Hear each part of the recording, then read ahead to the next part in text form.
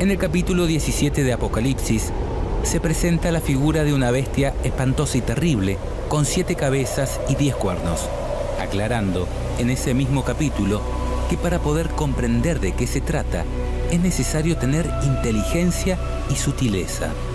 Y dice: las 7 cabezas son las 7 colinas sobre las cuales está sentada la mujer, y también simbolizan a 7 reyes. 5 han caído, 1 vive y el otro todavía no ha llegado, pero cuando llegue, durará poco tiempo. Concordamos con la mayoría de los estudiosos bíblicos que afirman que esta bestia espantosa y terrible simboliza el accionar de Roma, tanto política como religiosa, en la historia de la humanidad. Ahora, ¿cuál es el significado de las 7 cabezas y los 10 cuernos?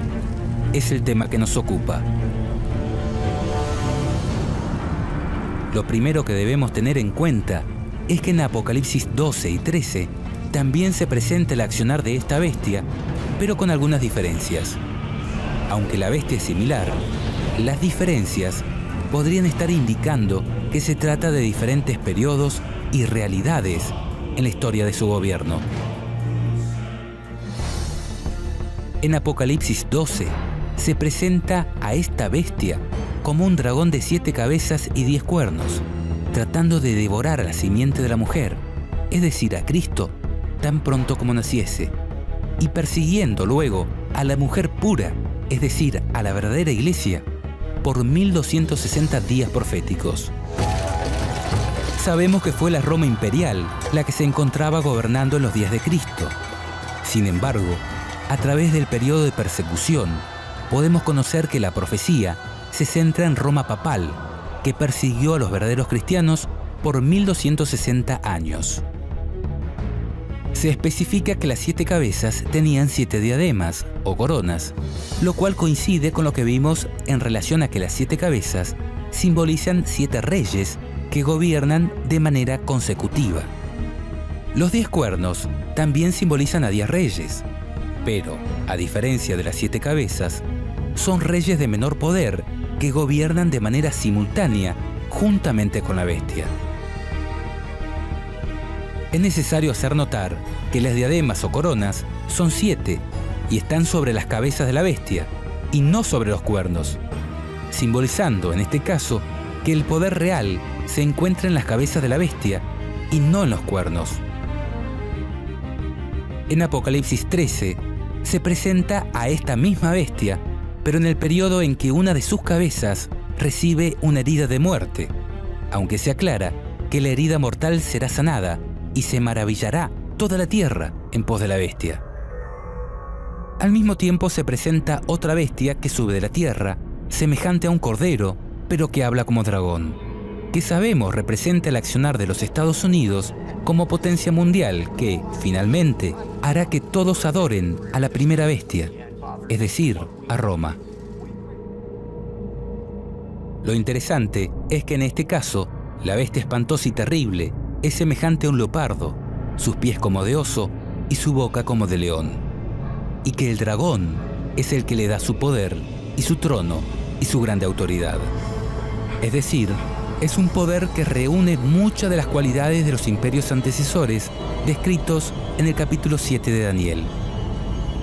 Además, en esta oportunidad, las diademas o coronas son 10 y no 7, y ya no están sobre las cabezas de la bestia, sino sobre los cuernos, por lo que podemos entender que el poder real no se encuentra en la bestia, sino en los reinos europeos que surgieron de ella.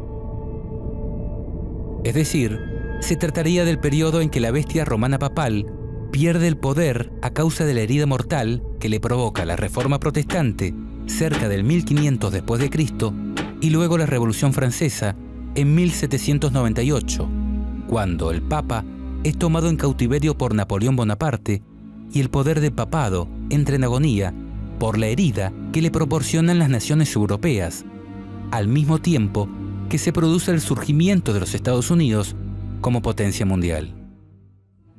En Apocalipsis 17 se presenta esta misma bestia, pero, en este caso, sin diademas o coronas, ni en sus cabezas ni en sus cuernos. Es decir, Es una bestia que ha perdido el poder real por haber sido herida de muerte. Se dice de ella, era y no es. En un periodo donde el poder mundial tampoco se encuentra en los reinos europeos. Ahora, hay un dato adicional aquí. En este caso, la bestia viene montada y comandada por una mujer prostituta llamada Babilonia la Grande, la madre de las rameras y de las abominaciones de la tierra. Y si bien la visión inicia en el desierto, lugar donde la bestia herida de muerte se ha refugiado, la profecía cubre el momento en que dicha herida es sanada y la bestia resurge del abismo. Dice, la bestia que has visto era y no es, y está para subir del abismo e ir a perdición. En cuanto a los 10 cuernos, se dice de ellos son 10 reyes, que aún no han recibido reino, pero que por una hora, es decir, muy poco tiempo, recibirán autoridad como reyes, juntamente con la bestia, que tienen un mismo propósito y que entregarán su poder y autoridad a la bestia.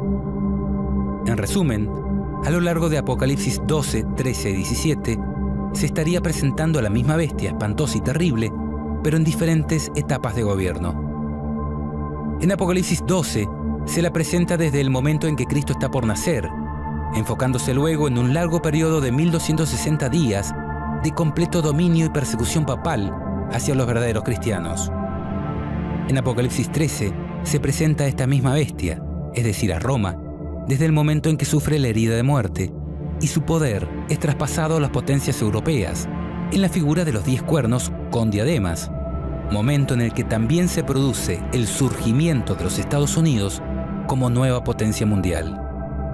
La profecía concluye anticipando que su herida sanará y que resurgirá de la mano de los Estados Unidos para imponer la marca de la bestia a todos los habitantes del mundo. En tanto, Apocalipsis 17 trata específicamente sobre el momento en que la herida de muerte es sanada y la bestia resurge del abismo.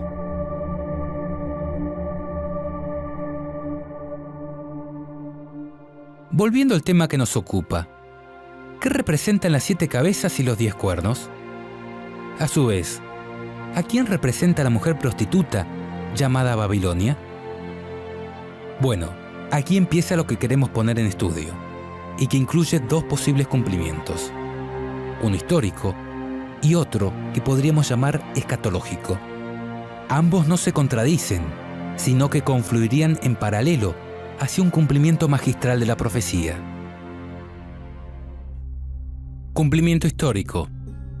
En cuanto al cumplimiento histórico, en el apéndice del libro El deseado de todas las gentes, encontramos esta definición.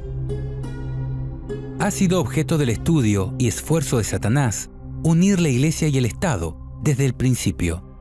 Separados, son útiles y valiosos para la vida del mundo. Unidos, vienen a ser un veneno mortífero, tanto para el cuerpo político como para el cuerpo eclesiástico. De una unión tal, brotan las grandes bestias apocalípticas que desgarran cruelmente y aplastan despiadadamente la vida de todos los que se le oponen. Véase Daniel 7 y Apocalipsis 12, 13 y 17. La bestia de Apocalipsis 13, 1 al 10, nótese que solo se refiere a la bestia de Apocalipsis 13, es un símbolo de este poder a través de los siglos, que ha existido bajo diversas formas, simbolizadas por las 7 cabezas. Bajo la cabeza dominante del periodo presentado en Apocalipsis 13, 1 al 10, la bestia representa el papado. Ejerció el poder perseguidor durante 1260 años, al fin de los cuales nos es representada como yendo en cautiverio. Si una de las cabezas de la bestia de Apocalipsis 13 representa al papado, podríamos llegar a interpretar que las restantes 6 representan al resto de los imperios que gobernaron o gobernarán el mundo, uniendo la Iglesia y el Estado.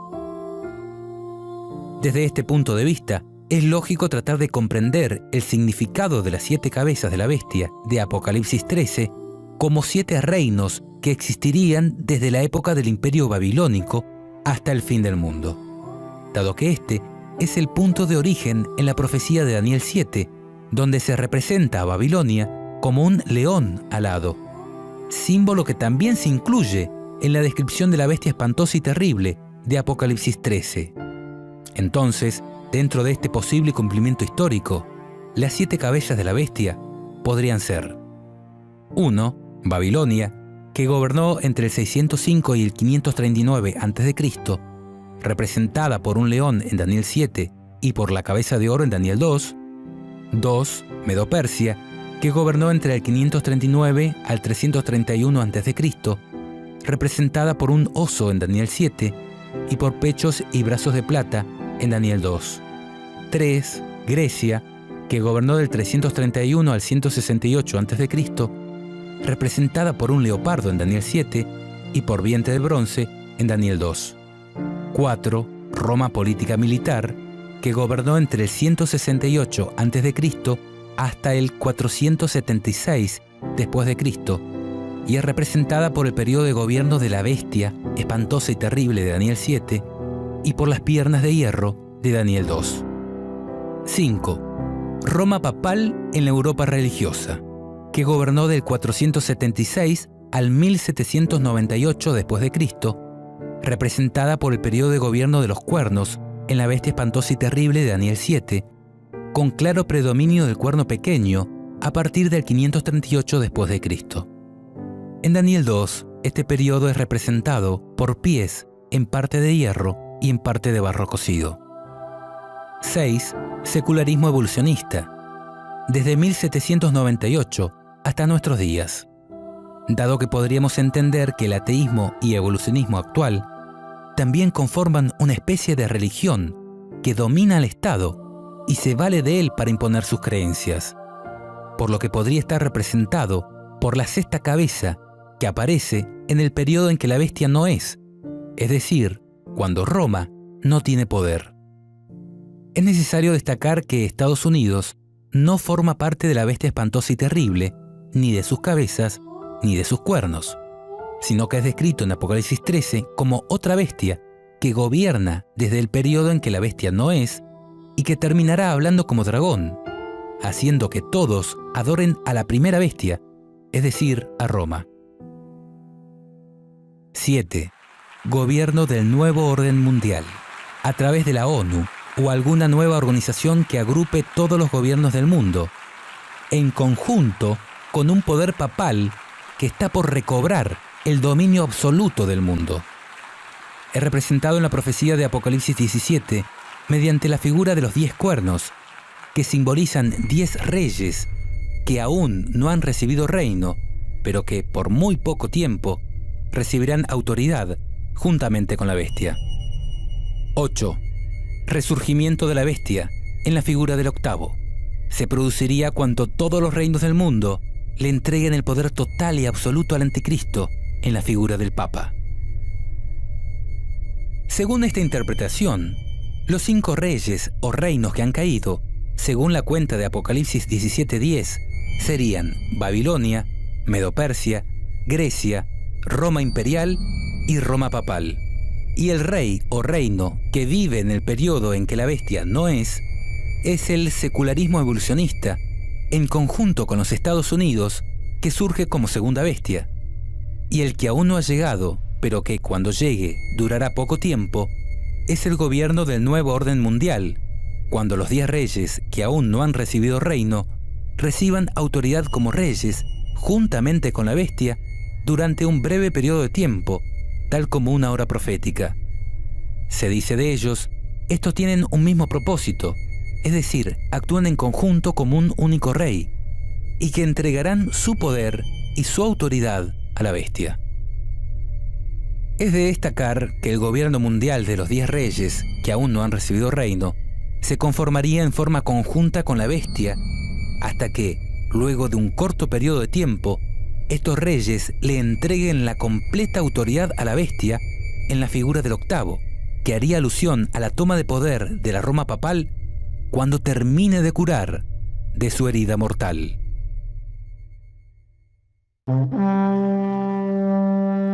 Cumplimiento escatológico. Antes de analizar el posible cumplimiento escatológico o final, insistimos con un concepto que es fundamental de tener en cuenta, y es el tiempo presente e inicio de la profecía. En el caso de Apocalipsis 12, el inicio de la profecía se ubica en los días de Cristo y el presente en los periodos de persecución papal. En Apocalipsis 13, la profecía inicia en el momento en que la bestia recibe la herida de muerte en una de sus cabezas y el poder es traspasado a las potencias europeas que gobiernan en conjunto con los Estados Unidos. En tanto, Apocalipsis 17 amplía detalles del momento en que la bestia no es, pero está en el preciso momento para surgir del abismo e ir a perdición.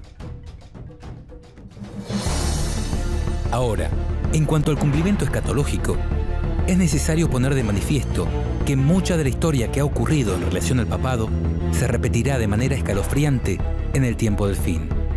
Elena de White dice: no hay tiempo que perder. Nos esperan tiempos angustiosos. El mundo está agitado con el espíritu de guerra. Pronto ocurrirán las escenas de angustia que se describen en las profecías. La profecía del capítulo 11 de Daniel casi se ha cumplido por completo. Mucha de la historia que ha ocurrido en cumplimiento de esta profecía se repetirá. En el versículo 30 se habla de un poder que se enojará contra el pacto santo y hará según su voluntad. Volverá pues y se entenderá con los que abandonen el pacto santo. Escenas semejantes a las que se describen en estas palabras ocurrirán.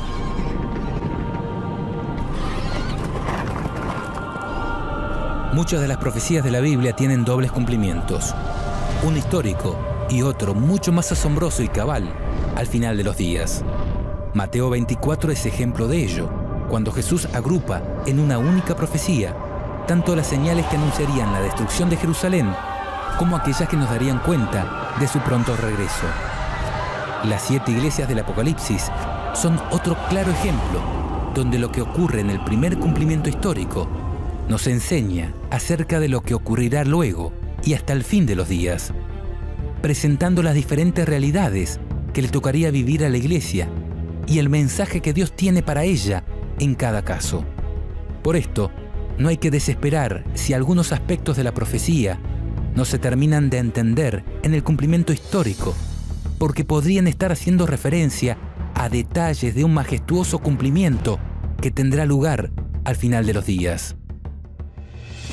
Pasemos entonces a analizar la interpretación escatológica de Apocalipsis 17:10, lo cual es el punto más álgido de nuestro estudio, y para lo cual pedimos suma prudencia de vuestra parte.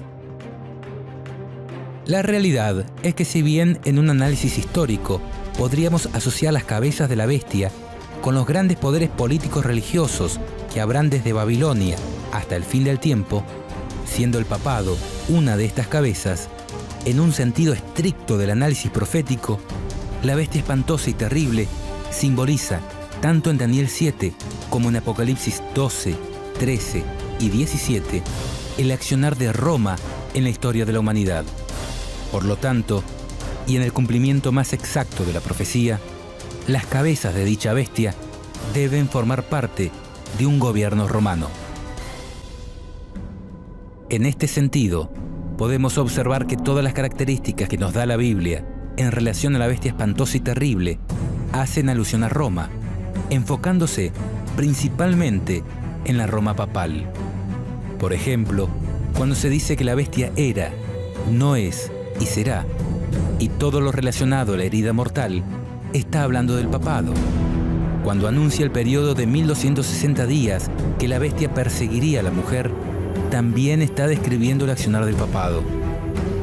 A la luz de esta verdad, es que les presentamos este estudio, no para que lo crean, sino para que lo analicen. And we bless you with all of our hearts. We bless you with all of our souls. We bless you with all of our might. And we thank you, sir. We thank God for you. And so, all of us declare together, be blessed. Once again, all together, be blessed. Amen. Amen. Amen. Amen. Amen. Amen.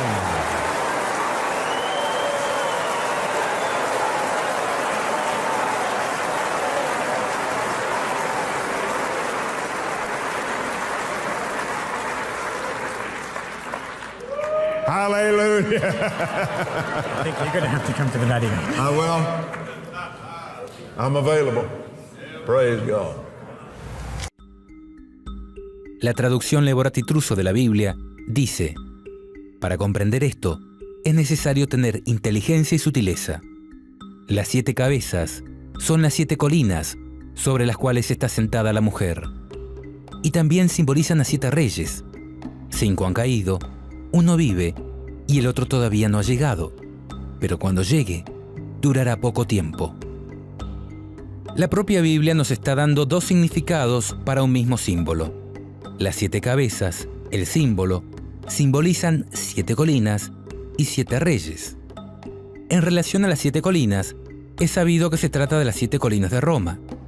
La propia Biblia católica, que acabamos de leer, por ejemplo, dice en los comentarios al pie de página, se trata de las 7 colinas de Roma.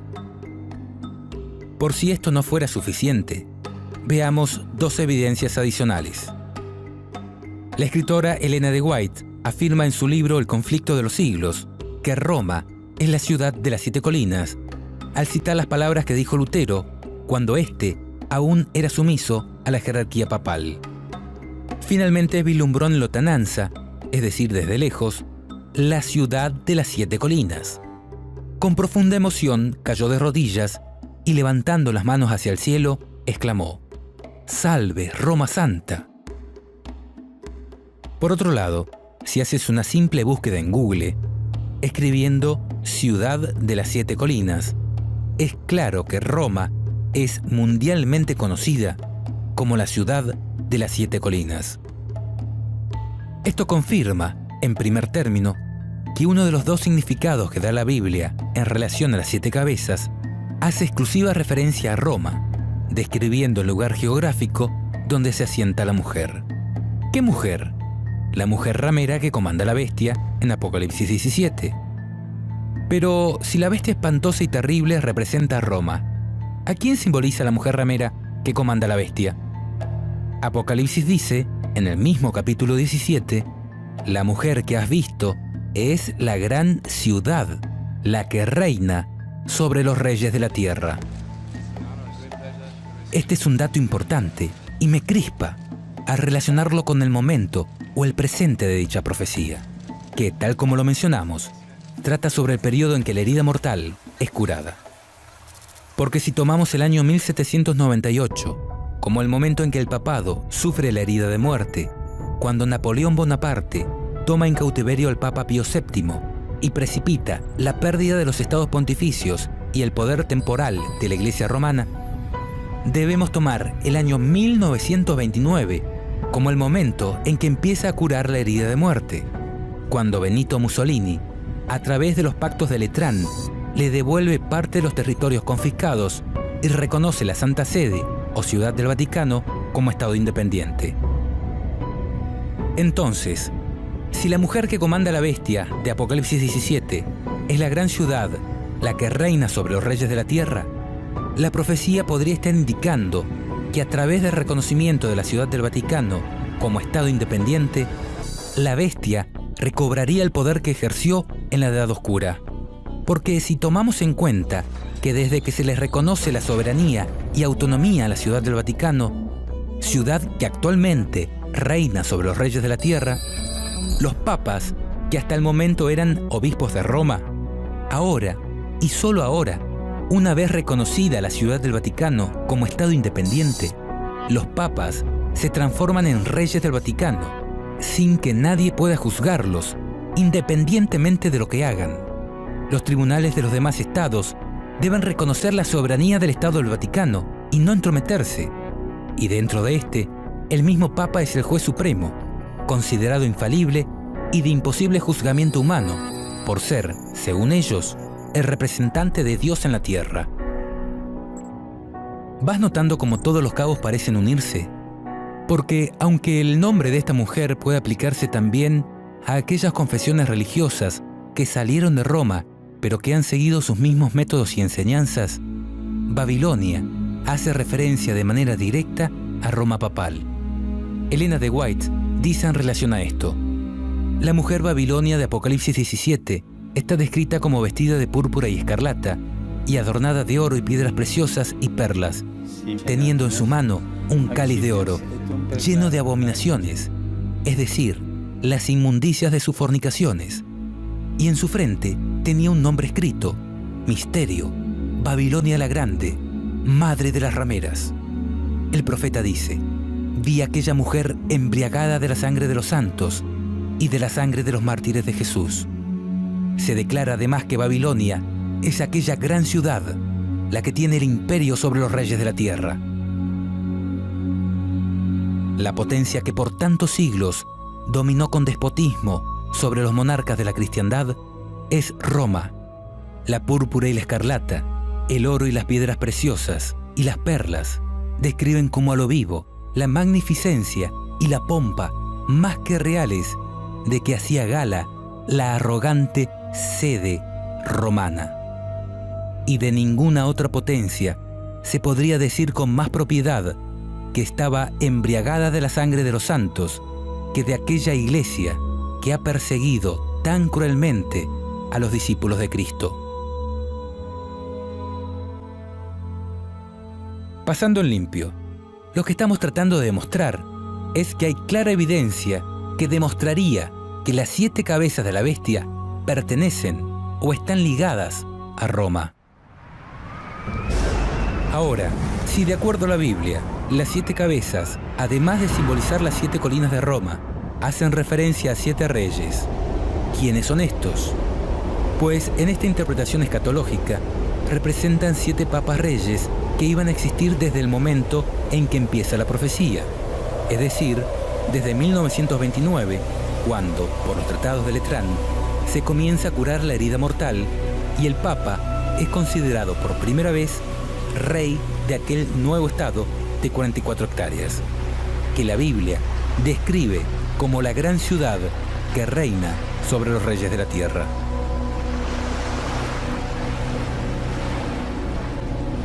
En este sentido, queremos hacer notar algunos antecedentes bíblico-proféticos que demuestran que Dios más de una vez hizo predicciones de este tipo, vinculando hechos de gran trascendencia a la vida o a los reinados de algunas personas. Consideremos algunos casos. El primero es cuando Dios reveló a Enoc la destrucción de la tierra por medio del diluvio. En aquel momento, la vida de su hijo Matusalén fue puesta como oráculo de la profecía. Su vida sería el tiempo que Dios concedería a aquella generación malvada para que se arrepintiera de sus pecados. Y esto quedó reflejado en su nombre, dado que Matusalén significa cuando muera será enviado. Así es que en el año 1656 desde la creación, a los 969 años, Matusalén, el ser humano que, curiosamente, más vivió sobre la tierra, murió. Y luego, ese mismo año, vino el diluvio. Por favor, no dejes de notar la importancia de este antecedente, dado que el diluvio representó para aquella generación lo que representa el fin del mundo para la nuestra. Es más, Jesús dijo que su venida sucedería como en los tiempos de Noé.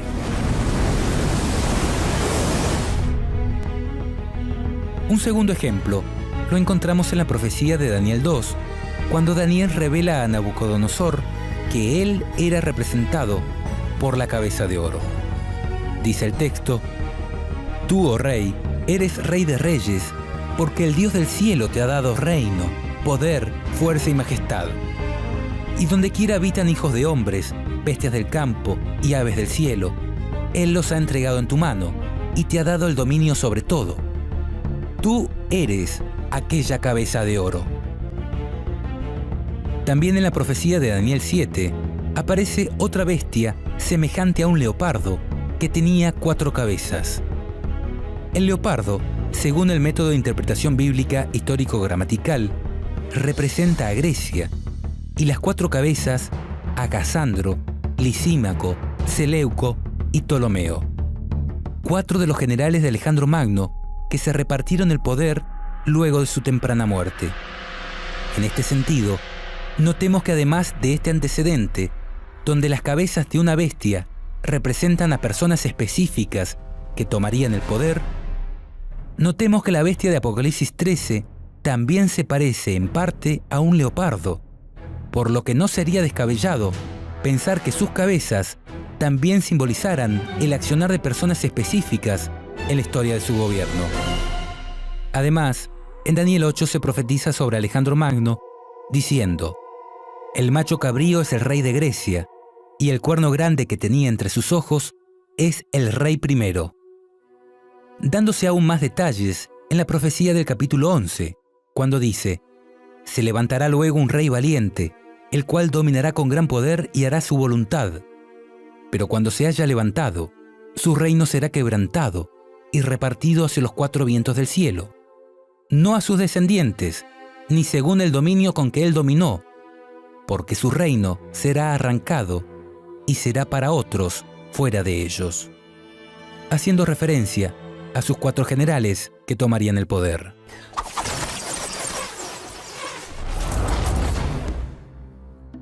Otro caso se encuentra en la profecía de Daniel 11, cuando dice: «Y ahora yo te mostraré la verdad.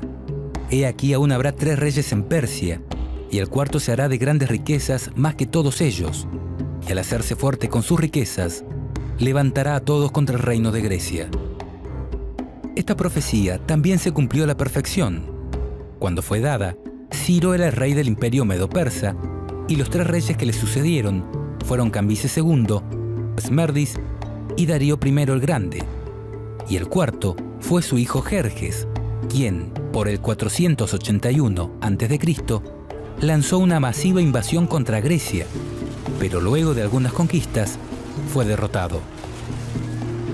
Constando estos precedentes, donde Dios relaciona tan grandes acontecimientos a la vida de estas personas, creo que no deberíamos desechar tan prontamente la interpretación de los 7 reyes como 7 papas reyes que se sucederían desde la época en que empezó a curar la herida mortal, es decir, cuando se le otorgó al obispo de Roma el título de rey y se le concedió un estado de 44 hectáreas, instrumento clave en la reconstrucción de poder, como centro de operaciones con representación diplomática en todo el mundo y como escala obligatoria para los reyes y gobernantes de la tierra.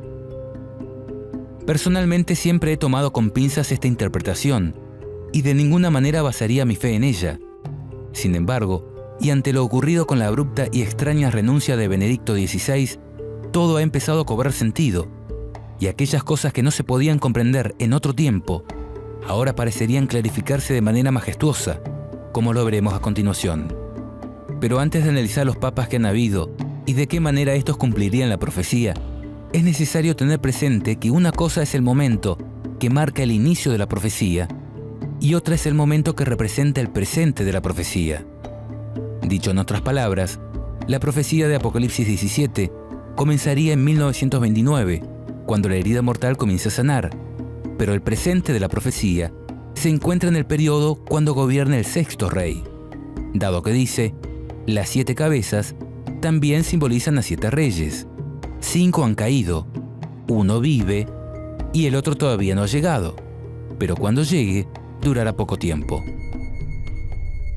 Por esto, si tenemos en cuenta los papas que han habido desde que en 1929 se constituyó el Estado del Vaticano, la gran ciudad que reina sobre los reyes de la tierra, los reyes o reinos simbolizados por las 7 cabezas serían: Pío XI, que reinó desde 1922 hasta 1939.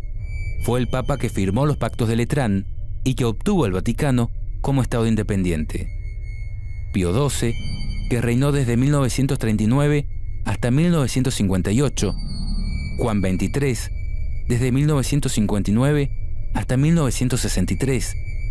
Pablo VI, que reinó desde 1963 hasta 1978, y Juan Pablo I, que reinó algunos días de 1978. Estos primeros 5 reyes constituirían lo que se conoce como los 5 reyes que han caído. El sexto sería Juan Pablo II, que reinó desde 1978 hasta 2005, y sería el que es decir, el que señalaría el presente de la profecía. El séptimo, Benedicto XVI, que reinó desde 2005 hasta 2013, y representaría el que sería necesario que dure breve tiempo, o en palabras similares, un tiempo abreviado. Y Francisco sería el octavo rey, el que es de entre los 7 y va a la perdición, y representaría el Papa que gobierna el momento en que la bestia resurge en todo su esplendor. Ahora, ¿por qué Juan Pablo II constituiría el presente de la profecía? Porque en verdad fue el Papa que marcó el punto de inflexión, el antes y después en lo que hace al resurgimiento de la bestia, como maravilla que eclipsa la adoración de los hombres. You're a Presbyterian, so I don't want to drag you into other realms. Do you have a favorite saint? Well, I think that if you look, Mother Teresa, who's probably our newest, is great, and John Paul, Pope John Paul, I thought was terrific. Why? Because it had something special. It had a special something. There was a warmth. Mm-hmm. There was a toughness, but there was a warmth that was incredible. So I certainly think Pope John Paul. Juan Pablo II fue el Papa que catapultó la imagen de la bestia en la mente de las personas y en el escenario geopolítico mundial. Mira cómo lo presenta Malachi Martin en su libro Las llaves de esta sangre. De buena gana o no, preparados o no, todos estamos involucrados en una triple competencia global, intensa, sin reglas que la limiten. Sin embargo, la mayoría de nosotros no somos competidores, somos las apuestas. Porque lo que está en competencia es quien establecerá el primer sistema mundial de gobierno que haya existido jamás en la sociedad de las naciones. Se trata de quien poseerá y ejercerá el doble poder de la autoridad y el control sobre cada uno de nosotros como individuos y sobre todos nosotros juntos como una comunidad, sobre la totalidad de los 6.000 millones de personas que los demógrafos estiman que habitarán la Tierra a comienzos del tercer milenio. La competencia es intensa porque, ahora que se ha iniciado, no hay forma de revertirla ni detenerla. De hecho, no es demasiado decir que el propósito deliberado del pontificado de Juan Pablo, la máquina que impulsa su gran política papal y que determina sus estrategias día a día, año a año, es salir victorioso de esa competencia que ahora ya se ha iniciado. Porque es un hecho que las apuestas que ha colocado Juan Pablo en la arena del enfrentamiento geopolítico lo incluyen todo. A él mismo, su persona papal, el antiguo oficio apostólico que ahora encarna, y toda su Iglesia Universal, tanto como una organización institucional sin paralelo en el mundo, cuanto como un cuerpo de creyentes unidos por un lazo de comunión mística. En este nuevo libro, oportuno y sugestivo, Malachi Martin, eminente teólogo, experto en Iglesia Católica, ex jesuita y profesor del Instituto Bíblico Pontificio del Vaticano, autor del bestseller Los Jesuitas, revela la historia desconocida que hay detrás del papel del Vaticano en el colapso de la cortina de hierro, así como la trascendental evaluación que hace el Papa Juan Pablo II de la triple competencia que se está desarrollando ahora en las potencias globales: la Unión Soviética, bajo Mikhail Gorbachev, las naciones capitalistas del Occidente y la propia Iglesia Romana Universal del Papa. Una carrera sin tregua contra el tiempo y entre sí para establecer, mantener y controlar el primer gobierno mundial que haya existido jamás sobre la faz de la Tierra. Desde el primer momento de su pontificado, fue el propósito de Juan Pablo II liberar al papado de la camisa de fuerza de la inactividad que le habían impuesto las principales potencias seculares durante 200 años. En suma, el propósito de Juan Pablo fue abrir las compuertas del cambio geopolítico. Martin detalla la evaluación que hace el Papa de las fortalezas y debilidades de los planes geopolíticos del Este y del Occidente, y la grave deficiencia que Juan Pablo insiste que ya ha condenado al fracaso los planes de las superpotencias. Y Martin revela el propio proyecto del Papa Juan Pablo de una estructura genuinamente geopolítica, un gobierno mundial que sea al mismo tiempo viable y humanamente aceptable. Para algunos, el aspecto más intimidante de la política de Juan Pablo, y quizá el más esperanzador para otros, es que a pesar de todos sus éxitos como líder en los asuntos mundiales, ha preferido presidir serenamente el rápido deterioro de su propia base de poder, la Iglesia Católica Romana, que se está desmoronando ante sus ojos. A pesar de las advertencias de sus consejeros más íntimos, no está dispuesto ni siquiera a tratar de detenerlo. Sin embargo, ahora más que nunca, sigue estando convencido de haber comenzado un movimiento que no se puede contener, porque él insiste que la fuerza de sus propios planes está garantizada por las llaves de su autoridad como vicario terreno de Dios. Además de la significatividad histórica del pontificado de Juan Pablo II en el resurgimiento de la Iglesia romana en la geopolítica mundial, este Papa también recibió una herida de muerte, algo que causó conmoción mundial y que al curar de ella lo catapultó victorioso al escenario geopolítico mundial. Estamos viendo algunas escenas de cuando el 13 de mayo de 1981, Juan Pablo II, el sexto Papa Rey del Estado del Vaticano, sufrió una herida de muerte al recibir un disparo del turco Mehmet Ali.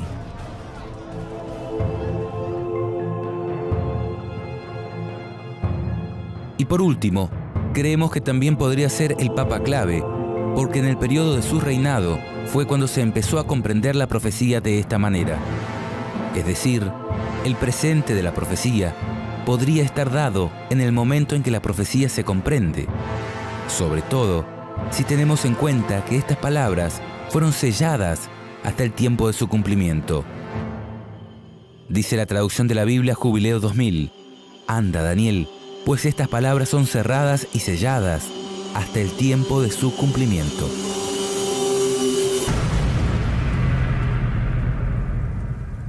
Ahora, ¿qué decir en cuanto al séptimo rey? Aquel que sería necesario dure breve tiempo.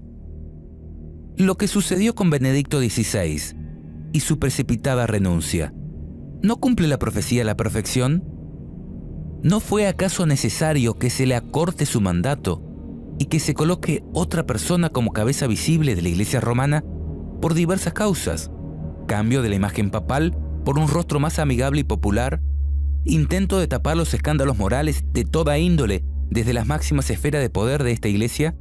No sé, desconocemos cuáles han sido todas las causas por las cuales fue necesario acortar el mandato de Benedicto XVI. Pero lo cierto es que en esta parte la profecía también se cumpliría a la perfección.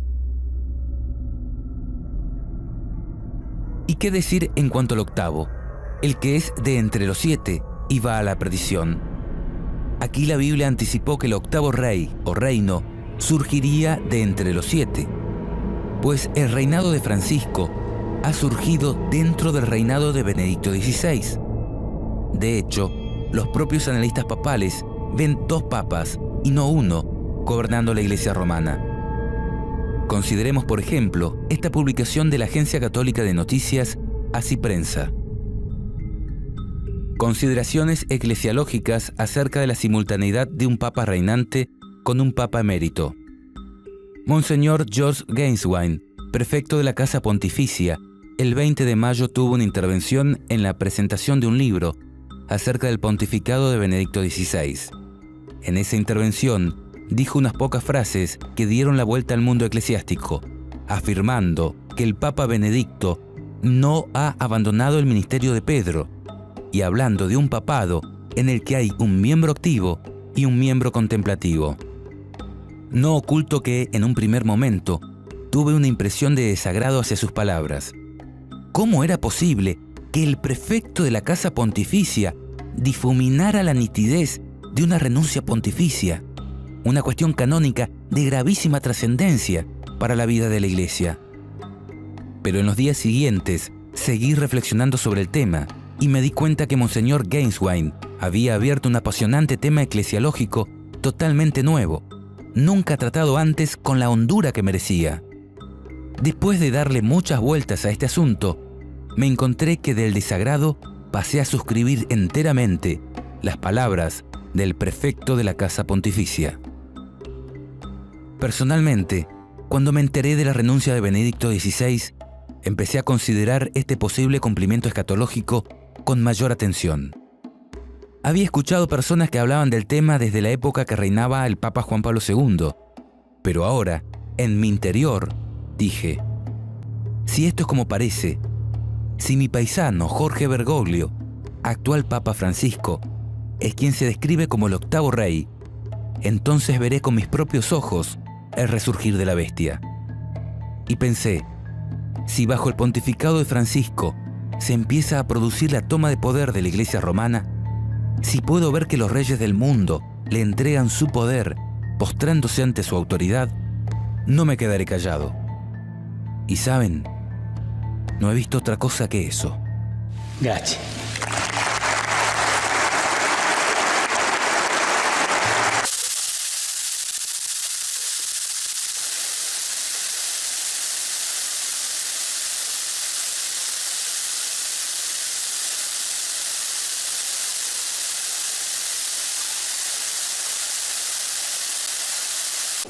El sumo pontífice recibió este jueves en su estudio del Palacio Apostólico al mandatario para el primer encuentro privado entre los dos líderes desde la elección del pontífice hace un año.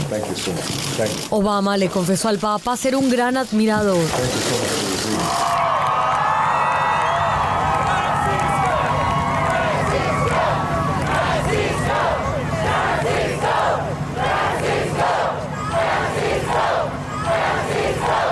Vemos un ejemplo viviente de las enseñanzas de Jesús, un líder cuya autoridad moral se produjo no solo por las palabras, sino también por los hechos.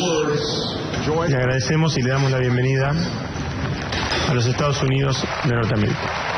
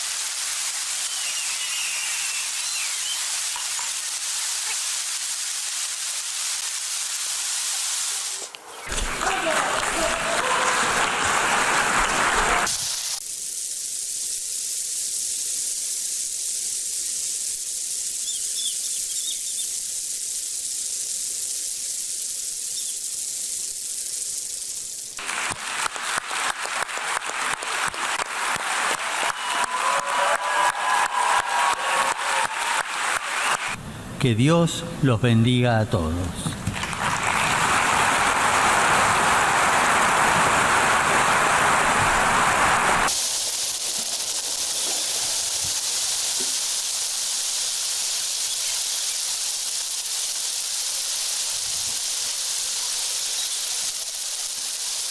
...24 de marzo de 2017...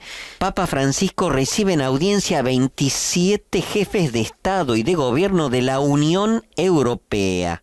Se trata del 60 aniversario de la firma de los Tratados de Roma. Así es, padre, se trata de unos tratados muy importantes que dieron comienzo al origen de lo que hoy conocemos como la Unión Europea. Hoy estamos reunidas las tres instituciones de la Unión Europea, junto a los jefes de Estado y de Gobierno, como símbolo de la unidad, para celebrar los 60 años de nuestro proyecto común. Mañana firmaremos un documento solemne para afirmar las razones de seguir juntos, único modo de poder enfrentar los grandes desafíos de hoy. Es desde aquí que podemos proyectarnos al mundo con prudencia y autoridad.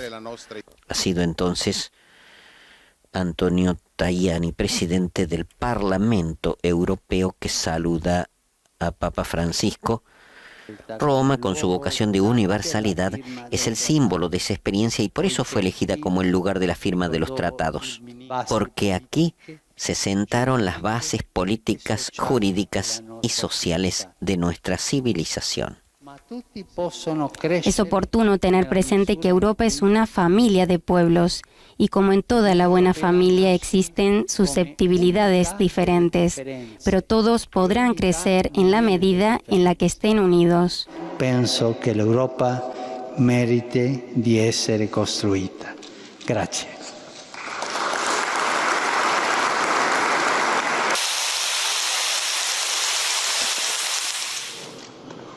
Además de esta sorprendente profecía, existe un concepto en la Biblia que complementa esta interpretación escatológica. Me refiero a algunos pasajes que hablan acerca de un hombre de pecado, no un reino, un hombre, que el Señor destruirá con el resplandor de su venida.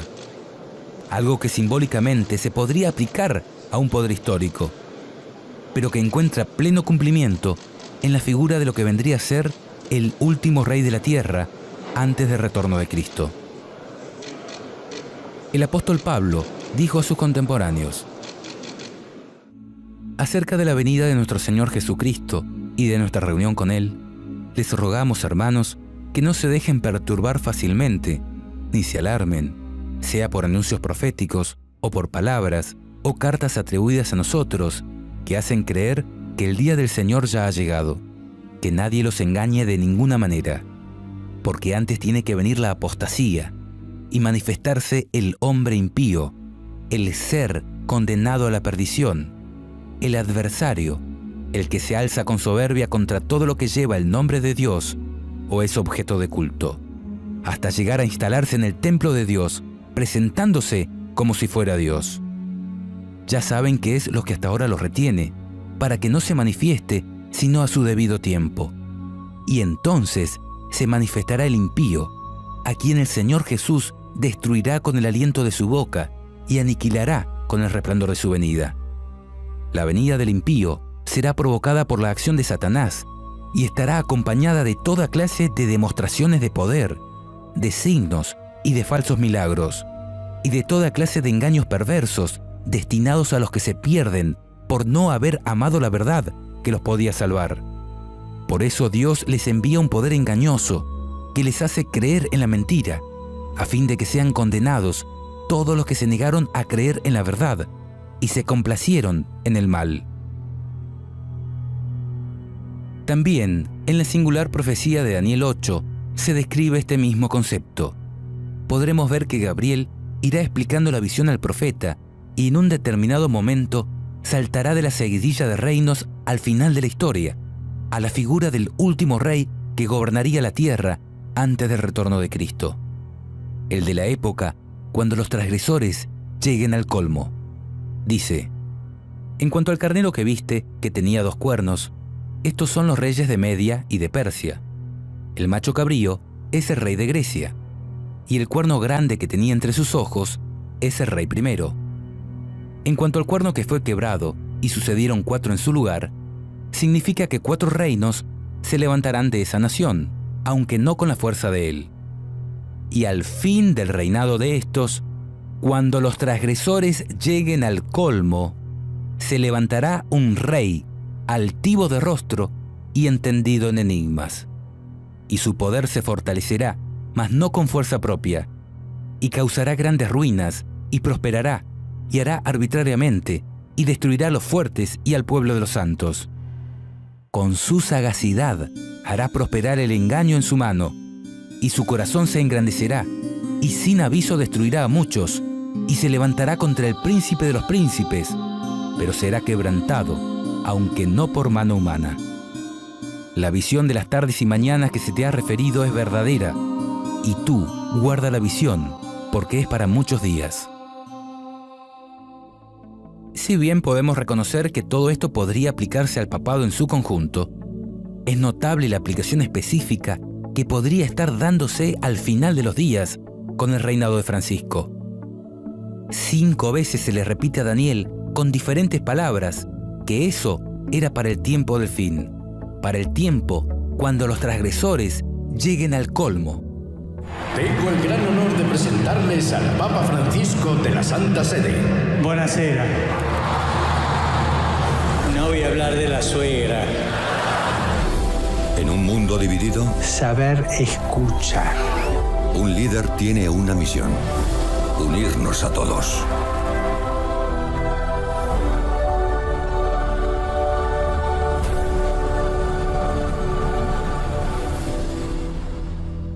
Cristo no reveló el día y la hora que vendría, pero sí dijo: así también, cuando vean todas estas cosas, sepan que el fin está cerca, a la puerta. Les aseguro que no pasará de esta generación sin que suceda todo esto. Pregunto, ¿esto abriría la puerta para que, aunque no podamos conocer el día y la hora del retorno de Cristo, sí podamos estar seguros de pertenecer a la generación que lo verá volver? ¿Podría la generación final distinguir con nombre y apellido al hombre impío, el ser condenado a la perdición, el adversario, el que se alza con soberbia contra todo lo que lleva el nombre de Dios o es objeto de culto, hasta llegar a instalarse en el templo de Dios, presentándose como si fuera Dios? A quien el Señor Jesús destruirá con el aliento de su boca y aniquilará con el resplandor de su venida. ¿Podríamos llegar a conocer que estamos en la última generación por tener la certeza de que no habrá más reyes en Babilonia?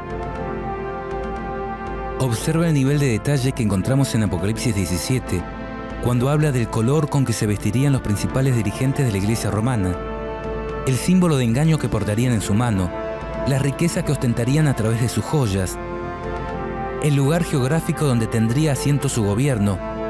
Y respóndeme, ¿qué interpretación encaja más en este contexto específico? ¿La histórica o la escatológica? ¿La que haría referencia a imperios antiguos o a esta que te anuncia la generación en que se producirá el resurgimiento de la bestia a través de la toma de poder papal y la imposición de la marca de la bestia?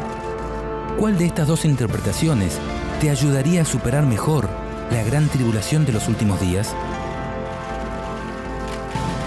Queremos volver a aclarar, no estamos haciendo afirmaciones, estamos poniendo un tema sobre la mesa para estudiarlo.